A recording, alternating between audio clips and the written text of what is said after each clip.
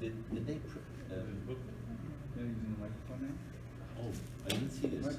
Okay, I'm going to repeat this again for those who came late and for the benefit of the Ashgacha Pratis, the video that was not on. So Ashgacha Pratis, we're pointing out an interesting thing. All the Maimorim, I'm holding in my hand here, Seif Maimorim Tov Shin Yud. These are Maimorim of the Frierdiker Rebbe. The Frierdiker Rebbe passed away at the beginning of Tov Shin Yud, and these are Maimorim go all the way to Chai El, all the way to the end of Tov Shin Yud. The story is, and what did they do here? In this sefer, they simply published as is all the booklets Kontreisim in Hebrew that came out that year by Morim of the Frierdiker Rebbe up until Yud Shvat and post Yud Shvat. So what we're pointing out is that the Yud Shvat series of Maimorim, which are 20 oisias, which were to be published by the Frierdiker Rebbe's instructions in connection with Yud Shvat, which is the yahrzeit of his grandmother, the Rebbe Rivka, after him, Rebbe Rivka is her name, the Rebbe Marasha's wife, and his mother, Rebbe Stern's daughter, the Rebbe Rashab's wife, whose yahrzeit is Yud Gimel Shvat. So the Frierdiker Rebbe gave out this maimer in their honor. He also had a maimer prepared to give out Lag BaOmer, and a maimer to be given out Beis Nissen. And in total, they're 20, and it's all a hemshech. They're all 20 oisias. What's fascinating is that the maimer of and then after Beis Nissen, the Rebbe continued to publish maimerim of the Frierdiker Rebbe all the way to the end of the year, till Chai El.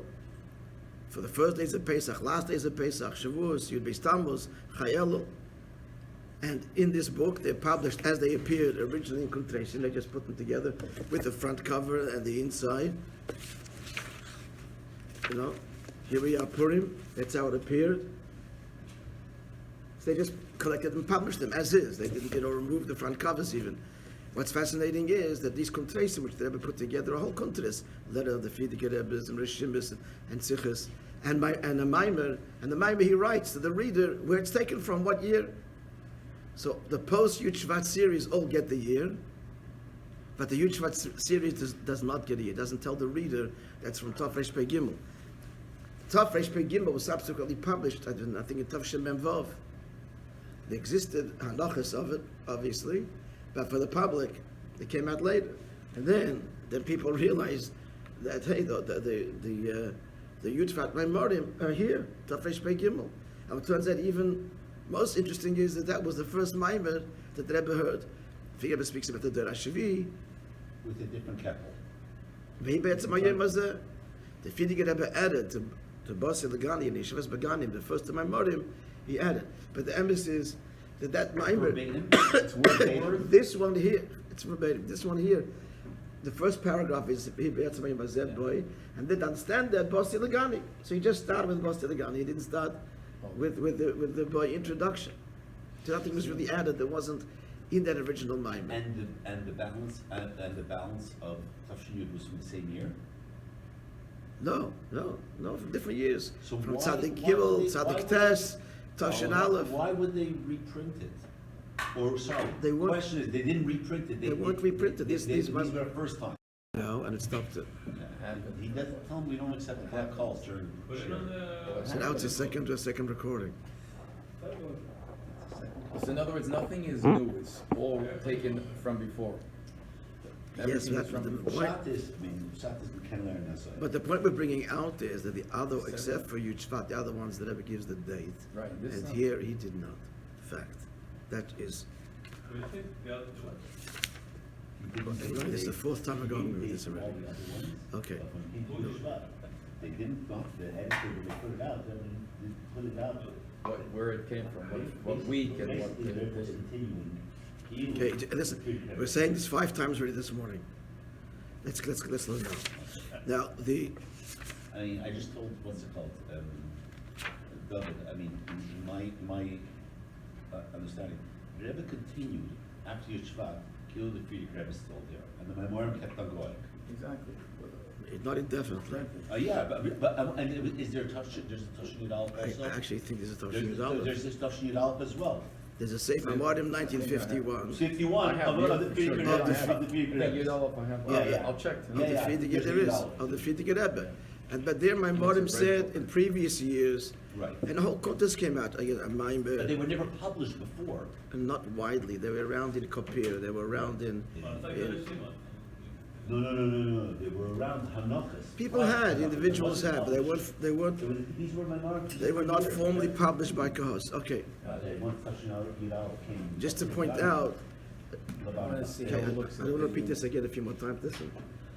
This is the original, I told you, this, the Tavshin Yud, they took the original Kontreisim and published them.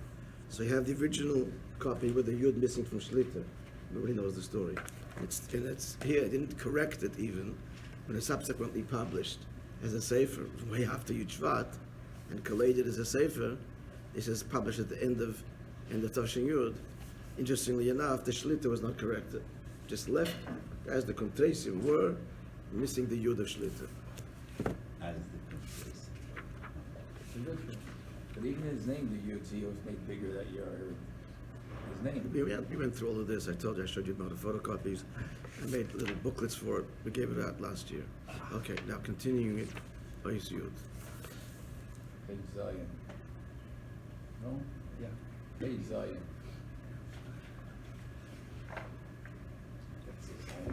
That's the sign. We are in the middle. I'm the same way.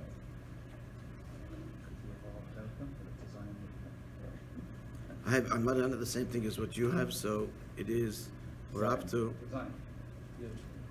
Oh, what The is that? page is Zion. Word-wise, though. Or where you want to yeah, we go. just made a little bit of headway in Ois Yud. So he started saying that the whole avoid of making a sheker, kesher, and this becomes the boards of the Mishkan. So an avodah means, right, this was yesterday. An avodah means taking the sheker of the world and making it what? Kesher. But he explained it. That's just words. He explained what it means. What's the sheker of the world? The essential Your sense eyes. of self, Eye. of I. He doesn't say this, but that he says the feeling of the world and making that a feeling, a godly feeling. And the question we asked yesterday is a lie. A lie is a lie. A lie you expose and do away with it. You can't transform a lie. What does it mean to transform from the sheker to kesher? So we explained yesterday that the hergish, the sheker of Elam Hazeh, which doesn't exist in any of the Olam, is such an absolute sheker of what? Of I am that I am. That's the sense we have here. The emes is that this I am that I am down here is really a distortion of the true I am that I am of Atzmos, which is not revealed in the Olam Elyonim. In the Olam Elyonim there is God, and God has projected or created this or the other. Atzilus, Ein Sof does not express the Anoichi, because Ein Sof is already God revealing Himself. So there's already a duality of some kind, on a very subtle level. The Eibishter revealing His presence. Of course, it's wonders because He's revealing Himself, but there's a duality in the sense that is, as we've explained in the past, that as soon as you invoke the notion of revelation, you're already acknowledging otherness. There's already a duality. At the moment that we speak of the Ein Sof, what are you looking for? The mimer, do we have the photocopies? I had one. Of what? He just doesn't have a copy, and he was looking in the safer, but he. I'm saying, you do have it. There it is. You want? You don't have what? I had one. I had one. Chapter Yud, I got it. You don't have, I got it. He wants- Oh, you found Looking it, for what? okay, fine. Well, For chapter anyway, someone Yud. else. what? It's in this contrast. He has it. Yeah, he's got it. Just doesn't have the letter, so I was looking how it spells. You want to do it from your safer. What safer is that? No. It's yours. That's yours, pay We Gimel. did, we Ah. ran out of these. I got it. We ran out of those. I'm sorry, I have 10 in my office. I got it. Okay, I have one. Hi, you want to get it? No, it's okay. There's a spare one. One more, because maybe someone's on the There's a bunch of them there, it's just one page. The keys. So this I got it. on my desk actually. Take out 5. Sorry. What are you saying now? Yeshamiti, that others was down there, it has to be, it's upstairs. Gentlemen, a critical point, which we'll need to understand the Rebbe's next comment. We started Rebbe's mind already. Again, that Oid Ein Sof, the whole notion of Oid, it's a very subtle and critical point. The notion of revelation is already implying otherness, revealed where? It's outside of self. So the highest levels, Lamaila, there's already a compromise of the exclusivity and absoluteness of Elikus. Because there's Oir. Paradoxically, where's that to be accessed? Dafke Le'elam Hazeh, where there's no Gilui at all, no Oir at all, so much so that the sense is, as Paro said, I created myself. We walk around with this complete sense of, I am that I am, and that is the distortion, but rooted in the Yesh Amiti. And therefore, Atzmus is accessed Dafke Lamata. And Dafke in the Yesh Amiti, not despite the Yesh Amiti, because of the Yesh Amiti. And therefore we can speak about a transformation of the Sheker to a Kesher, and making it an Ombud, etc. More about that in the Rebbe's mind. Let's continue.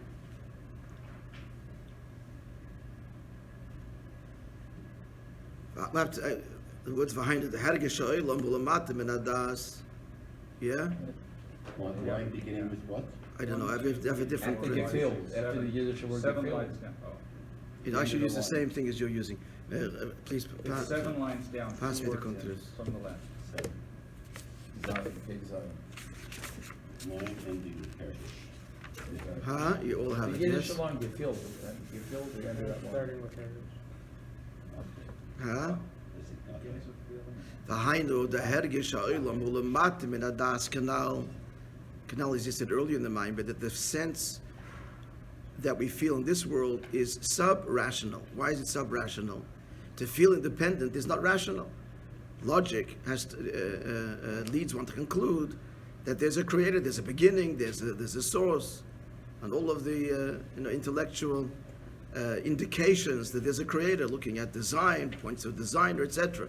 And yet, we walk around with a sense of, before we intellectually and rationally pursue, we walk around with a sense of independence. And at the same time, we also walk around with a sense there's a God in the world, because you have a neshama.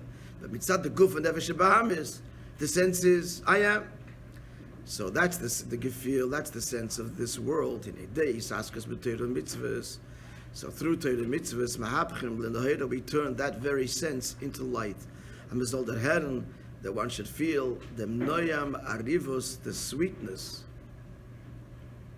the pleasantness and the sweetness, shebekiyam ha-mitzvahs v'limud ha-Torah, in mitzvahs and doing mitzvahs and limud ha-Torah. And I think I was translating this in a very practical, more emotional level, rather than the abstract expression we described it of Yesha Nivra, expressing the Yesha Miti. How does it translate? It translates is, instead of being excited about Elam Hazeh, his gishmak and his excitement is in Kedusha. That's the translation of it. Just to know intellectually that my sense of independence is rooted in the independence of absoluteness of God leaves me cold.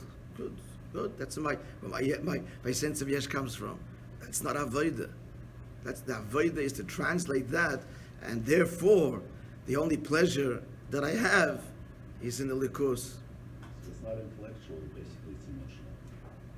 We're not saying it's not intellectual.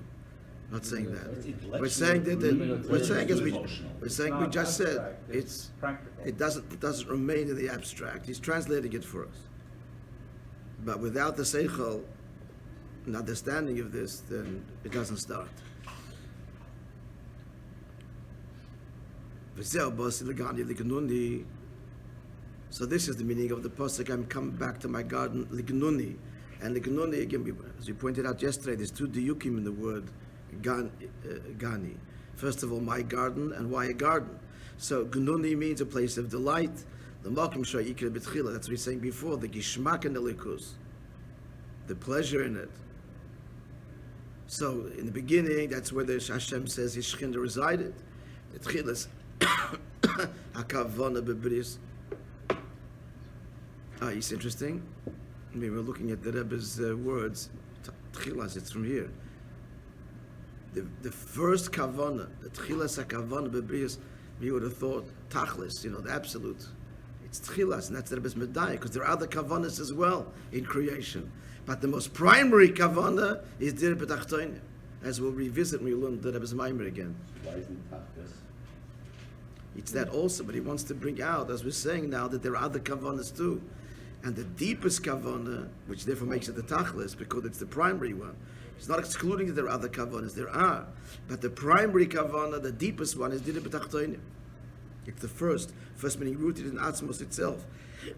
As the Rebbe explains in his Maimer, the other reasons given by the Eitz Chaim and the Zohar, doesn't quote the Zohar, but the Eitz Chaim are already, as we will learn, are already reasons after the Oyer has already been revealed. After the, as we'll explain then, after already the notion of otherness is an established fact, then what do you want with this otherness? Bestow goodness, they should know this, they should know that. But it's all starting after a given. The reasons of the Eitz Chaim, I'll tell you now, that the Rebbe is saying there, are all starting after a given that there is otherness. So what should otherness, but Dir B'tachtonim addresses, why should there be an otherness? Why should there be otherness? And the Rebbe will explain, because it's B'chiris HaAtzmos, it's not no reason. That's why tchilas is better than tachlis, because tchilas is the origin of it all. He wants to say that the origin, and only the origin, exactly. Right. The origin is rooted in Atzmos, and that's Dir B'tachtonim. So again, we'll leave our elaborate discussion for when we revisit the Rebbe's Maimer again. So the beginning or the primary kavanah b'riyas v'savas ha'olam is samash nisab is bara Dir B'tachtonim. That Hashem desired a dwelling place down here. Just to point out, as you all know, the word Yisborech doesn't appear in the original Medrash. It's Liyas Le'dir B'tachtonim. And when Al-Teba quotes it in Tanya Perek Lamed Vav, the word Yisborech is not there. The Rebbe Rashab added that in, if I'm not mistaken, Tofrei Samach Vav in that series of Maimorim. And thereafter, pretty much, after he added the word Yisborech, so the Rebbe always says it, quotes it that way. Once the Rebbe explained what is the adding the word Yisborech, blessed be He, it's very nice, but it's okay as it was for millennia. Liyas loy tishabifim dir b'tachtonim. The answer, the Rebbe explained the word Yisborech, the word bracha means amshach, to draw down. In the Rebbe Rashab's time, as Chassidus had already evolved to the point of where it had, revealing, the deepest kavanah in Seichel being revealed. So now it's being Yisborech, it's being Nimshach. This truth of Atzmos is now being apprehended. We're learning about it, being drawn into the world. So now is the appropriate time to add the word Yisborech. You follow? It wasn't just being polite, referring to Hashem and adding, may be blessed. It's because now is the time for this truth, which had literally been buried. I say the word buried because it's a medrash in Parshas Nosai. And Parshas Nosai is the longest medrash Rabbah period. Because what it does there is, this is where this comes from, is it explains all the Nesim's korbanos, which are identical, all the different kavanas each one had. So Nosai is about the longest parsha in Chumash. It's also the longest medrash. Because the medrash explains for each Nasi what same korbanos, each meant a completely different thing. And so it's like a long medrash. It's easy to overlook. As I said, add this is now my little comment here. It's also overlooked in a sense because it just wasn't understood really. Nisava, God desires. What does it mean God desires? It means He's lacking for something. Finished. It's a statement in Medrash, and don't understand everything, so don't understand this either. So it just was kind of overlooked, even those who would have learned every Medrash and even by heart. It came along the Alter Rebbe in Tanya and Chassidus and the whole big, yes, Nisava. Atzmos is beyond perfection and beyond Ein Sof, and Atzmos can choose to have a desire, and he did. Maybe she chooses to become vulnerable and to have a need, Nisava. And if it's not met, the Eibishter is kevayochel, unfulfilled. That's the shleimus of the Eibishter. You can choose to be vulnerable. It's a huge chiddush. A huge chiddush, not in the lexicon at all, and it's kind of counterintuitive. God's perfect, and until then, mitzvahs for our benefit. That's the beginning and end of the story. God gains and loses nothing, as expressed in explicit Mamare Chazal and even Psukim. We're learning about this Shabbos afternoon. The Shalosh Shudas. We're going through that journey. But before Mashiach comes, the time has come to reveal this truth. Yisbarach, and reveal that Nisave, God desires. And now the big chiddush here is, the desire is Dira B'Tachtonim. This little line is an explosion. First of all, there's the desire. What? And desire is here? That's even a bigger what, maybe. I don't know. What's a bigger shock to the system? And the whole Siddur is to explain this. The Nisave and the Dira B'Tachtonim. And then once you grasp that, as we all very well know, it's in every pasuk, it's in every story, it's in every halacha, it's everywhere. But grasping this is incredible clarity to the details of Torah and to the big picture. For example, a klotz kasha. A klotz kasha. How is it that in Chumash, from beginning to end, there's not mention of Gan Eden and again?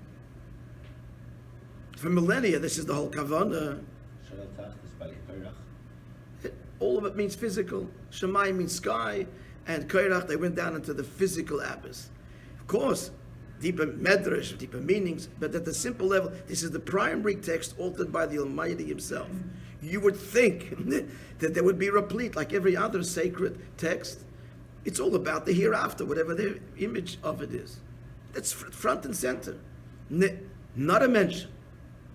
Why? So there's Ramban answers it, there's answers. But in the light of Chassidus, it's abundantly clear. Because the Kavod is taka here. The purpose is Dira B'Tachtonim. So therefore the Torah makes the overt mention even of Gan Eden and Gehenna, etc. The Nevi'im do, and Teresh Malpeh, but not in Chumash. And that answers many questions in one of this little role. Another like a huge question that Chassidus now clarifies by Dira B'Tachtonim, and that is, why the emphasis on the nitty-gritty details of mitzvahs? You understand mitzvahs overall, they remind us, I'm talking about the mitzvahs that are the Eidos. Remind us of Shabbos, Yitzias Mitzrayim, the Mezuzah, there's an Eibishter. We understand we need symbols. We need symbols. But that the symbol, because a mezuzah, yeah? So if you have a spot of ink can make a difference. The letter's supposed to be square, it's a base, and it looks like a chaf puzzle. The message isn't here. A child will read it and tell you that it's, in the context, he knows it means a b'shach b'cha. And it's possible. To put up a bracha is a bracha levatala. And so the details of all the mitzvahs, in kashrus and everything. Time, Shabbos, up until 4:50, whatever it is, 3:59, drive your car. After that, times the Beis HaMikdash, skila. Put the witnesses, you're done. What happened? I'm going to observe, I'm going to make Friday night, I'm going to have my family, I'm going to daven. Shabbos is about menucha, tranquility. The message isn't lost if I'm driving a minute later, or I light my candle a second after Shkiyas HaChama. So again, there's answers pre-Chassidus. You got to put rules down somewhere, so here's the rule, otherwise you keep on pushing envelopes. So this is it. Not very satisfying, because there's serious consequences. You put to death, a minute, over a question of a minute, or 5 minutes, a minute really. Now, like Al Chassidus, the whole Kavanah Dira B'Tachtonim, therefore the details are integral, and it's got to permeate time and space and color. On the contrary, it's the details of the mitzvah that really bring out how the revelation of God's presence within Tachten. What defines Tachten is the hardcore time and space that things occupy. Their space, nothing else can be there. The hardcore limits of Elam Hazah, the coordinates that make time and space, this world so finite, that's where the dir has to be. So hence the mitzvahs have to be so detailed. And that also explains why Chassidus came along and added even more detail, which was like a big offense. Till now, the tefillin was, now Al Tebes and Yuksav, a new way, then the tzitzis chulias, and then every mitzvah all of a sudden, we got the message before. What's this whole obsession with detail? So there's simpler answers, but the deeper answer is because we are completing the dira, and the dira is all in the details. What makes, as we said yesterday, what makes a home is not the functional things. You have a toilet and a bathroom and a kitchen. That you have in a hotel, that you can have anywhere. What makes your home is the detail. What kind of fixture, the color, the non-functional, quote-unquote, details, where you're still a functioning home, that makes it your home. Likewise, the hidurim. You're yoitza without these hidurim. Functionally, you fulfill the mitzvah. But the whole emphasis now, Erev Mashiach, is the hidurim, all these nuances, because that's what makes it a dira, a home. Betachtoinim, it's in those details, etc. So, and endless questions, in endless stories. I'm just, all the stories of the, from the spies, how could they not want to go into Yisrael? What's going on there? Chassidus turns a light on everything. So it's not just, I want to tell you, because one of the tiniest, I think it was with my sister's father-in-law, when the Rebbe asked him, this is, we know, the Rebbe asked him, he should ask, he was very close with the big Gedol Yisrael. He learned in the tells in Lithuania before the war. Chaim Gutnik. Chutner. Huh? Was it Chutner? He was his friend, Chutner or Ruderman? Gifter. Rabbi Gifter was his chavrusa, the famous Rabbi Gifter, Rosh Hashiva of Tells in America. Big Gaon, a genius. So they asked him, why the antagonism? What's their problems? There was a whole lot of tightness. And one of the tightness was you're building a whole philosophy on the line in Medrash, Yisamach Lishbarach Elisa Tir B'Tachtoinu. And it was built a whole. The answer is it's in everywhere. It's everywhere. Here it's laid clear, very succinctly. But once grasped, it explains every mitzvah, every story with an entire, entirely new perspective. All right, to be continued tomorrow. Yankiv, a wonderful day. Shkoyach to Fischl. Fischl.